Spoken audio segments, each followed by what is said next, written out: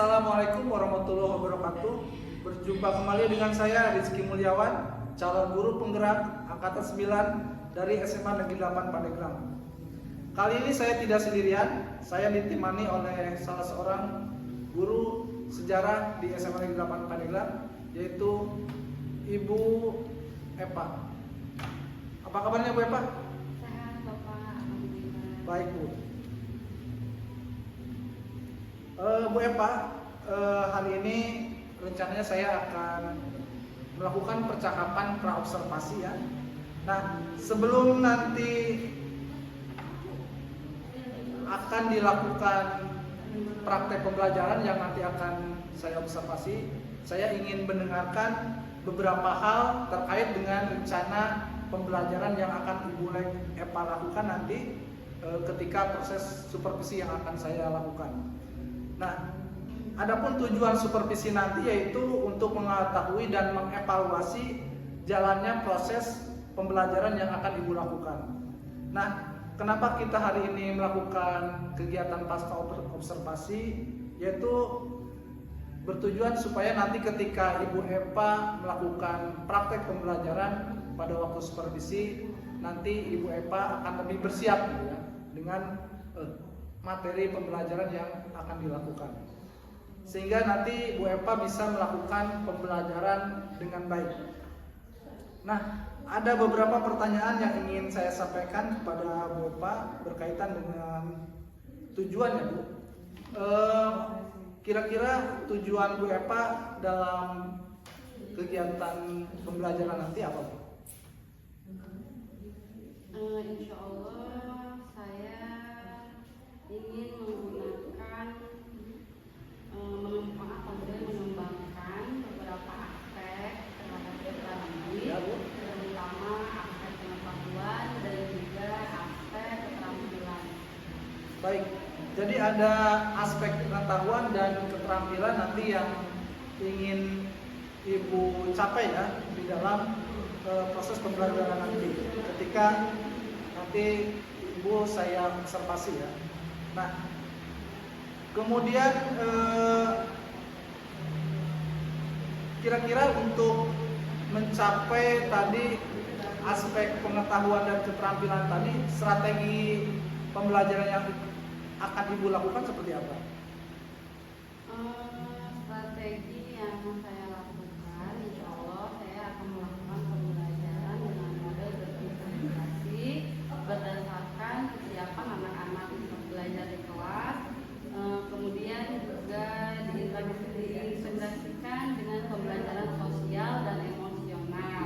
Kemudian saya akan melakukan pembelajaran kelompok, berdiskusi, kemudian mereka hasil dari diskusinya akan melakukan presentasi sesuai dengan kemampuan, keterampilan dan keaktifan siswa. Oke, jadi Ibu nanti strategi itu akan melakukan pembelajaran diferensiasi ya, dengan membuat kelompok, kemudian siswa berdiskusi dan siswa nanti akan dalam aspek keterampilan nanti siswa akan membuat sebuah laporan ya, kemudian laporan tersebut dipresentasikan. Nah, kemudian kira-kira metode apa nanti yang akan Ibu gunakan di dalam mencapai tujuan yang Ibu tetapkan tadi? Metode yang insya Allah saya akan gunakan dalam proses pembelajarannya yaitu metode PBL, Ya, problem based learning. Iya, di situ pembelajarannya anak belajar untuk memecahkan masalah pembelajaran materi sesuai materi sejarah. Oke. Jadi Ibu nanti akan menggunakan model pembelajaran problem based learning ya, yaitu dengan menggunakan metode diskusi, kemudian ada penugasan, kemudian di dalam presentasi nanti akan dilakukan tanya jawab. Nah, kemudian di dalam pembelajaran tersebut Ibu akan menggunakan media pembelajaran seperti apa? Saya akan menggunakan media pembelajaran yang saya buat dari PPT dari Canva, kemudian saya juga membuat LKPD, PPT dari Canva karena anak-anak cenderung terlihat ingin sesuatu yang menarik dari tampilan yang bergerak. Oke Bu, baik Bu. Nah, kira-kira proses pembelajaran nanti akan dilakukan di kelas berapa? Insya Allah kelas 11D. Pada jam berapa Bu?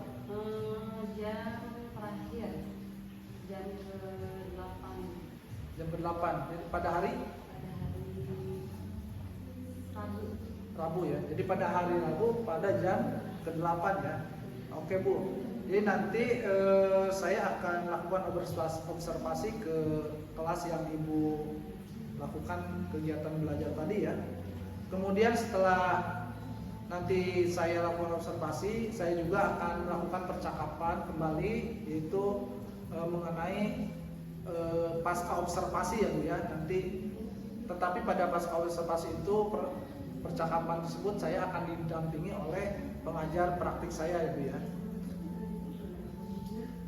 Bagaimana Bu? Apakah dari percakapan ini ada gambaran gitu mengenai rencana kegiatan pembelajaran yang akan Ibu lakukan? Apakah ada gambaran seperti apa?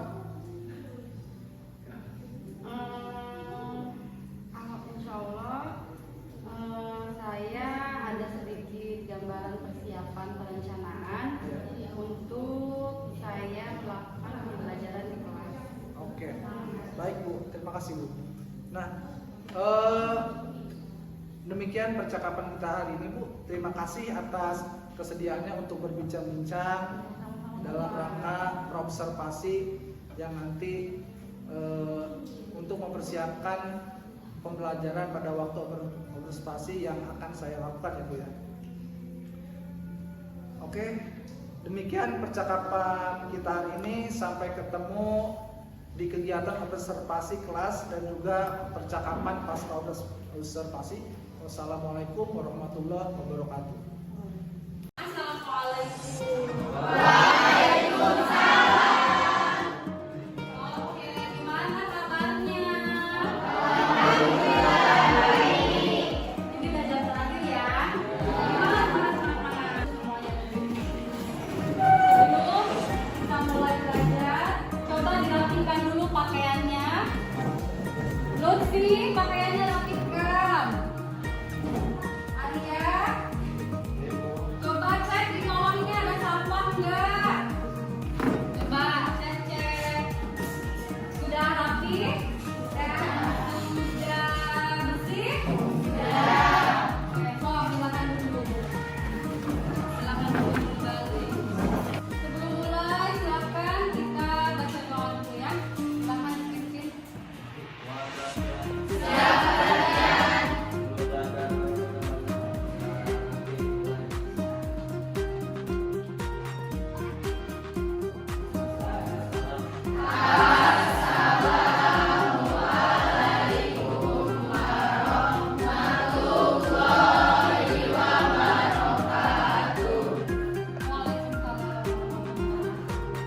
Oke, sekarang Ibu absen, tolong dibantu jawab temannya yang gak hadir hari ini. Ahmad Lutfi, Alinda, Andika, Anggi, mana Anggi? Suhayati, Lutfi, yang sakit tolong kalian doakan semoga cepat sembuh. Ini kan cuacanya lagi musim hujan. Ya, mudah-mudahan tolong jaga kondisi badannya. Jangan bentar-bentar kalau makan sedang.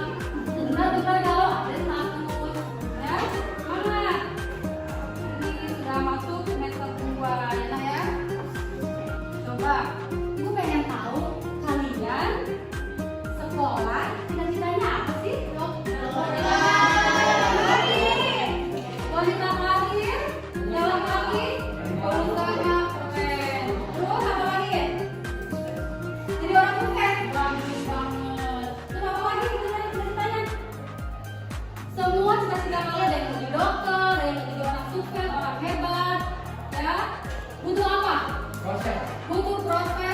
belajar. Kenapa? Karena belajar itu lelah, belajar itu capek. Kalau kalian tidak bisa menahan perihnya belajar, perih nggak belajar? Pagi-pagi harus berangkat masih ngantuk ke sekolah, itu kan perjuangan, betul nggak? Nah, jadi kalian harus bisa menahan perihnya belajar. Kalau tidak mau menahan perihnya kebodohan, jangan kalian baca, sampai dibacakan. Tujuan pembelajaran kali ini adalah yang pertama, kalian diharapkan mampu menyajikan hasil pengamatan dari berbagai organisasi bentukan Jepang di Indonesia. Kemudian yang kedua, melalui kode pembelajaran yang sekarang pegang ini berbasis makalah, kalian akan belajar menganalisis bagaimana setiap organisasi buatan Jepang itu berdiri dan berkembang di Indonesia. Kemudian kalian akan belajar berdiferensiasi. Nanti ibu akan bagi kelompok kalian. Nanti kalian akan bekerja sama dengan kelompok yang dari bagi kemarin. Sesuai dengan hasil bikin. Kalian akan mengkreasikan aplikasinya. Kalau dibentuk Canva, infografis, bebas terserah selera kalian ya. Amati gambar ini. Gambar siapa sih kira-kira ini? Perhatikan. Raja. Yang apa? Gambar siapa? Raja Jayabaya. Oke, hubungannya apa ya dengan materi kali ini? Siapa yang tahu tentang Raja Jayabaya? Apa isi ramalannya? Kenapa kita bahas tentang ramalan Jayabaya? Kurang tahu itu. Kurang tahu. Ada lagi jawaban yang lebih tahu? Ini adalah tadi kamu keren jawabannya, kalian bisa jawab ini Raja Jayabaya. Oke. Yang kedua itu adalah tentara. Ini foto tentara ya, bagus. Bukan foto orang yang lagi 17 Agustus ya. Bukan. Jadi kaitannya dengan materi kita kali ini adalah tadi dunia organisasi bentukan Jepang. Nah, pada saat itu Raja Jayabaya sudah memprediksi ramalannya. Ada 3 ramalannya. Yang pertama, akan ada bangsa kulit kuning yang akan membawa Indonesia lepas dari penjajahan Belanda. Jadi yang dimaksudkan dengan Raja Jayabaya adalah kedatangan Jepang ke Indonesia. Jawabannya. Terus yang kedua adalah dan sistem pertahanan di Indonesia. Ada tentara, ada kapal laut dan kapal darat. Itu adalah hasil pengaruh dari dampak bentukan Jepang. Ya, dampak dari organisasi-organisasi yang dibuat oleh Jepang pada saat itu. Jadi ada dampak positifnya ya. Oke, ya kita prepare dulu ya. Silakan disiapkan handphonenya. Ininya sudah dikirim. Sudah dikirim ya? Oke, kita mulai ya.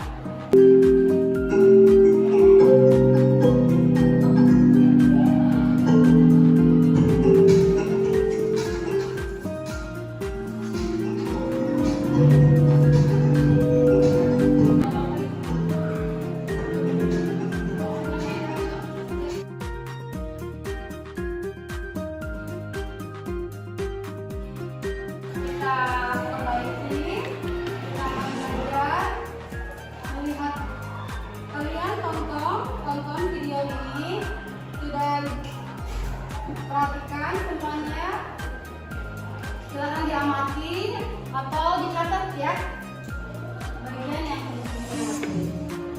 Buat teman-teman yang baru pertama kali datang ke channel ini, jangan lupa subscribe dan nyalakan lonceng. jelas silakan suaranya. Terima kasih ya. Oh, silakan diamati videonya. Pertama kali masuk ke Indonesia pada tahun 1942. Saat perang Jepang datang ke Indonesia, bagaimana respon rakyat Indonesia terhadap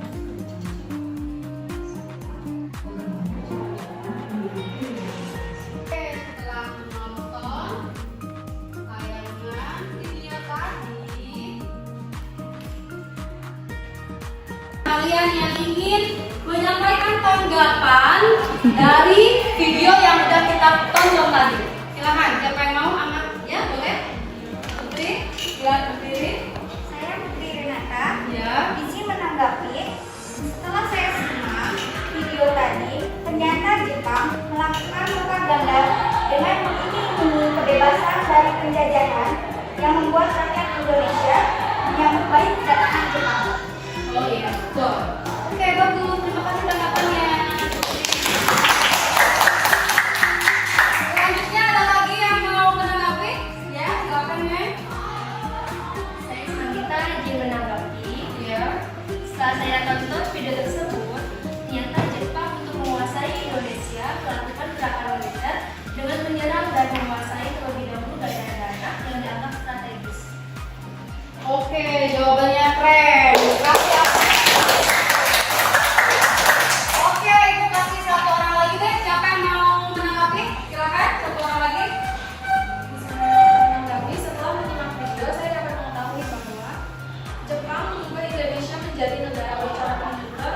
Namun, setelah membentuk pemerintahan militer, secara perlahan Jepang melakukan perubahan. Jepang bahkan melarang rakyat Indonesia untuk menyanyikan lagu Indonesia Raya dan mengibarkan bendera merah putih. Oke, bagus banget. Ya, bagus ya. Setelah kalian amati video tadi, nah sesuai dengan tujuan pembelajaran kita kali ini, kita akan belajar bagaimana organisasi yang dibentuk oleh Jepang. Tadi kan Jepang datang ke Indonesia melakukan propaganda. Terus mereka menerapkan sifat pemerintahan militer. Untuk apa sih mereka menerapkan sifat pemerintahan kependudukan militer? Kita akan cari tahu jawabannya. Kita akan belajar sama-sama memecahkan masalah itu. Apa saja organisasi bentukan Jepang? Nah, sekarang Ibu akan bagikan LKPD-nya yang telah kita buat kemarin sesuai dengan penilaian.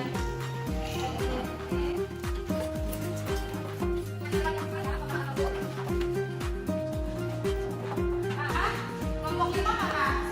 Oke, simpan dulu, itu ada LKPD dan angko. Kita akan lakukan tugasan menjodohkan satu untuk mengaktifkan kelompok 3 mana sayang?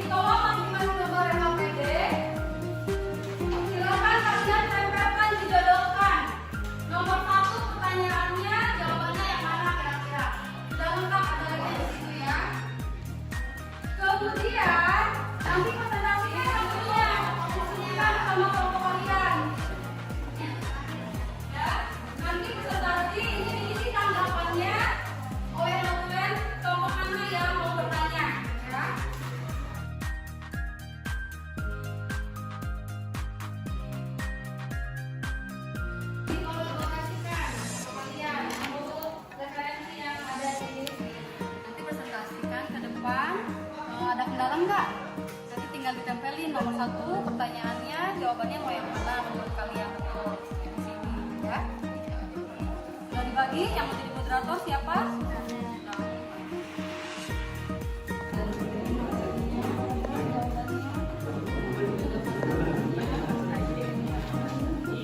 Namanya sudah ditulis. Ada kendala? Tidak. Sudah siap presentasi ya? Silakan dibagi moderatornya siapa? Ibu ya. Nanti akan ditampilkan di pokok. Bebas kalian mau presentasi tentang apa makanya mau buat.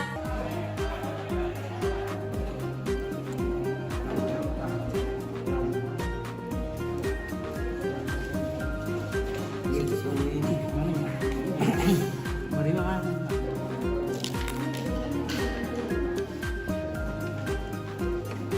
5 menit lagi ya, waktunya ya. Nanti masing-masing kelompok presentasikan ke depan. Coba kelompok 1 mana suaranya? Kelompok 2? Kelompok 2 mana suaranya? Masa? Kelompok 2 mana ya? Kelompok 3 mana suaranya? Hai. Kelompok 4? Yang laki ke kelompok 4. Kelompok 5? Semangat kelompok merah. Oke, kelompok yang pertama maju ke depan. Silakan masing-masing kelompok mengamati presentasi dari kelompok yang maju di depan. Silakan dibuat pertanyaan ya untuk kelompok yang presentasi ke depan. Kami dari kelompok 1 akan mempresentasikan tentang konsep mengenai Jawa Hopokai. Kami dari kelompok 2 akan mempresentasikan tentang dampak dari organisasi, himpunan, segmen dan bingkai. Kami dari kelompok 3 akan mempresentasikan tentang info dan proses Kegiatan Jawa Hopokai yaitu 1. Melakukan sesuatu dengan ikhlas dan sekuat tenaga untuk mewujudkan kepentingan Jepang.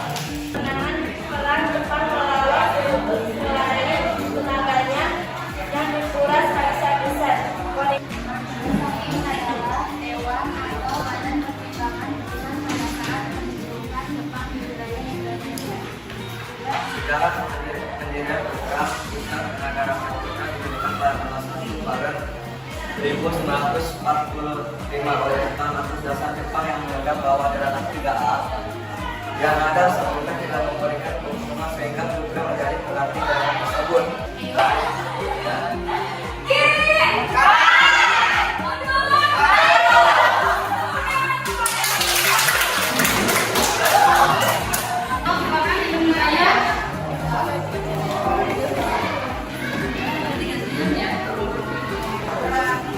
Pada tahun berapa Fujinkai dibentuk? Apa itu organisasi keilmuan? Apa yang dimaksud dengan program Kainko? Apa yang dimaksud dengan putra? Izin menjawab. Silakan. Pada masa pendudukan Jepang di Indonesia, terdapat organisasi pusat tenaga kerja putra yang didirikan Jepang untuk kepentingannya. Meskipun itu, putra dipimpin oleh tokoh nasional Indonesia. Silakan. Langsung aja dijawab sama menjodohkan menyampaikan ya. Sudah berapa aja? Berada menyerahkan rapat dan Oke, lihat ya. Hai, 5 kelompok sudah presentasi. Jadi gimana nih? Setelah kalian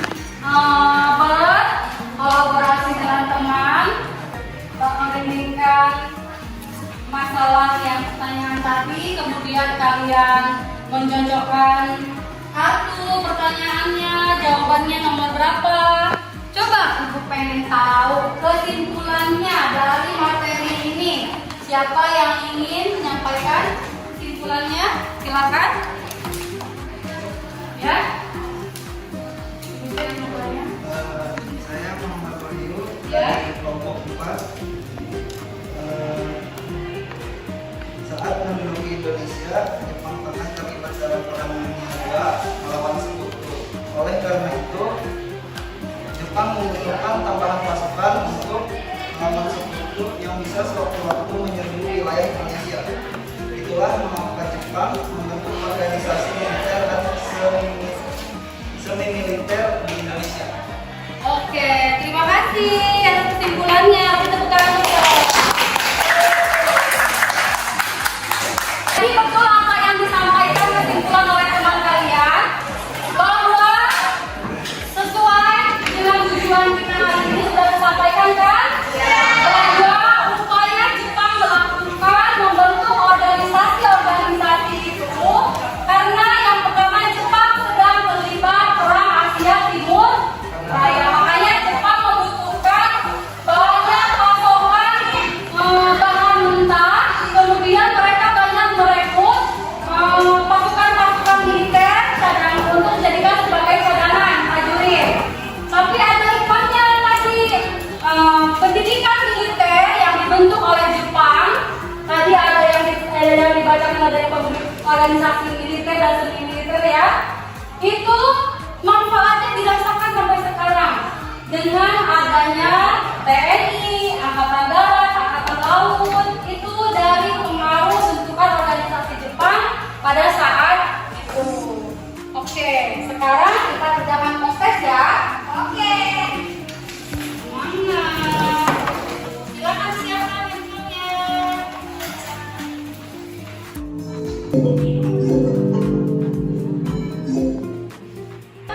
Setelah dilakukan diskusi, kemudian penugasan dengan menjelaskan kartu soal, ada tindakan ya anak-anak.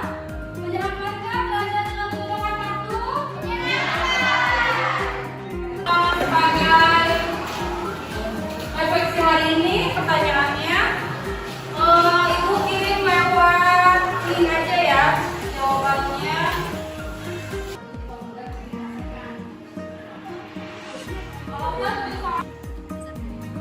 Sudah ada beberapa yang telah mengisi, terima kasih. Silakan ditulis pemahamannya seperti apa, pahamnya atau kalau belum paham dijelaskan.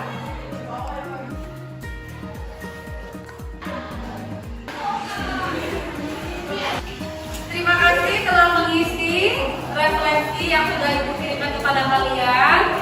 Alhamdulillah, alhamdulillah, materi hari ini kita telah sampai sesuai dengan tujuan hari ini.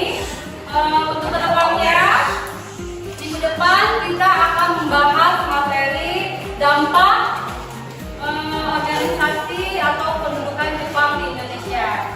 Oke, Ibu akhiri dengan menutup belajar hari ini dengan bersama-sama membaca hamdalah.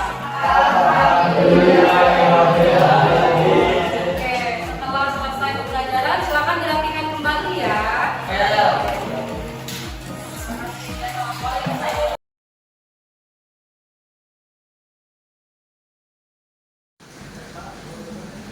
Assalamualaikum warahmatullahi wabarakatuh.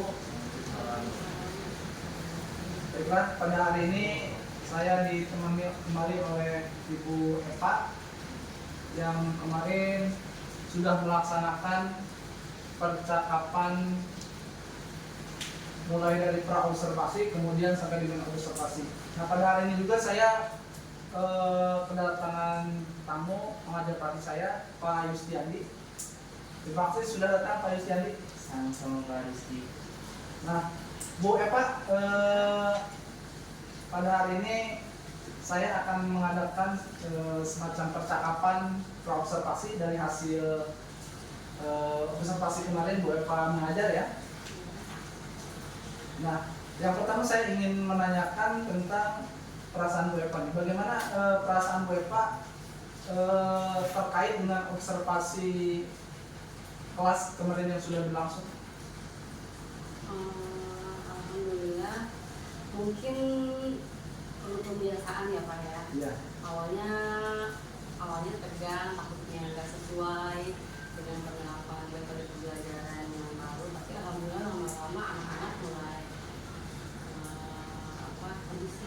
eksklusif ya Bu ya. Nah, kemudian bisa dijelaskan Bu ketika pembelajaran aspek apa saja yang Ibu kembangkan di dalam pembelajaran tersebut? Mungkin dari tahapan pembelajarannya, Ya.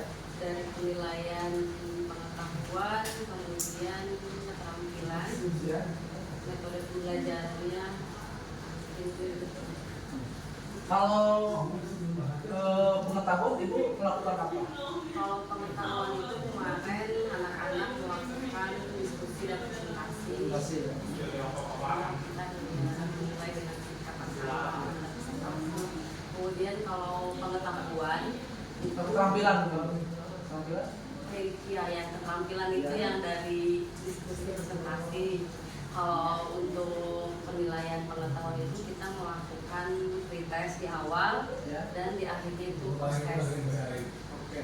Nah, menurut Bu Eva, bagaimana setelah melakukan pembelajaran, apa namanya, tingkat keberhasilannya dari pembelajaran yang sudah dilakukan oleh Bu Eva itu Pertama itu anak-anak kurang antusias karena mungkin kekurangannya dari masih ada beberapa anak-anak yang mereka itu dalam diskusi presentasi masih memiliki teman. Ya, jadi mungkin perlu dilakukan penerapan dari gaya belajar atau berdiferensi kelompok yang disesuaikan dengan minat belajar anak-anak. Jadi di dalam pembelajaran itu masih ada beberapa kekurangan yang terjadi Bu ya. Nah, menurut Bu Eva, kendala-kendala apa sih yang menyebabkan kekurangan itu terjadi? Mungkin faktor anak-anak selain anak-anak kurang antusias dan semangat belajar anak-anaknya. Kemudian kalau penerapan PBL itu tempatnya kita butuh tempat yang sudah internet. Jadi mungkin kurangnya situ Pak. Nah, setelah kita mengidentifikasi ya kekurangan tersebut, rencana kedepannya nanti Pak, apakah Anda ingin melakukan perubahan di dalam desain pembelajaran atau perencanaan ke depan? Perencanaannya ada perubahan. Saya pengen menerapkan dari penerapan gaya belajar anak-anak yang disesuaikan dengan minat belajar anak-anak, baik itu dia dari disesuaikan dengan pendekatan buatan pendekatan produk. Ya, jadi anak-anak dibebaskan minat belajarnya, produknya mau presentasinya mau berbentuk kanvas, infografis atau mau berbentuk video. Ada juga dia dikelompokkan berdasarkan minat anak-anak. Nah, kira-kira rencana Bu Eva untuk melakukan perubahan seperti itu kapan? Kalau waktunya saya belum pernah, tapi mungkin saya masih mempersiapkan dari media pembelajarannya dulu. Nah, Bu Eva, saya mengapresiasi ya hasil dari observasi kemarin. Saya juga mengucapkan terima kasih atas jawaban-jawaban yang sudah diberikan. Kemudian kita ingin mendengarkan kepada Pak Yustiandi setelah kami mendengarkan permasalahan kelebihan dan kekurangan dari hasil pembelajaran yang Ibu lakukan, dari mana kita ingin mendapat umpan balik dari semacam apa ya, masukan-masukan dari Pak Yustiandi. Baik Pak Yuki, Bapak setelah melakukan pembelajaran yang diobservasi oleh Kak Rizky, hal baik atau hal sebenarnya dari hasil